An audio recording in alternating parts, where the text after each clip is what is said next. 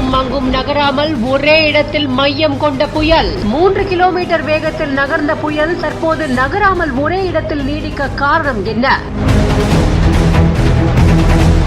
12 மணி நேரத்தில் நடக்கப் போவது என்ன?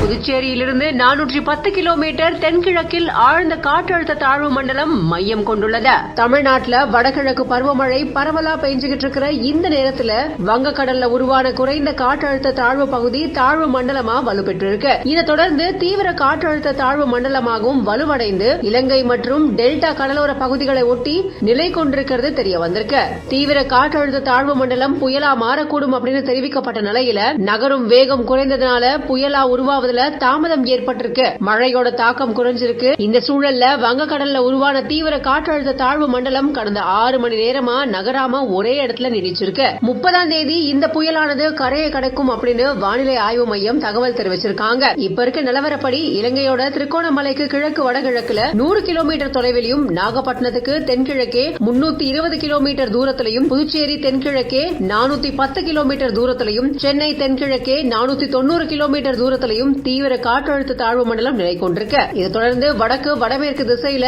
இலங்கை கரையோரமா நகர்ந்து அடுத்த 12 மணி நேரத்துக்குள்ளாகவே புயலா வலுப்பெற வாய்ப்பு இருக்கிறதாகவும் தெரிவிக்கப்பட்டிருக்கு. இதன் காரணமா வர டிசம்பர் 2ஆம் தேதி வரை மழை நீடிக்கும் அப்படின்னு வானிலை ஆய்வு மையம் தெரிவிச்சிருக்காங்க. இந்த செய்தி தொடர்பான உங்களோட கருத்துக்களை கமெண்ட் செக்ஷன்ல பதிவு செய்யுங்க. மேலும் பல செய்திகளுக்கு பிஹைண்ட் நோட்ஸ் ஃபாலோ பண்ணிக்கோங்க.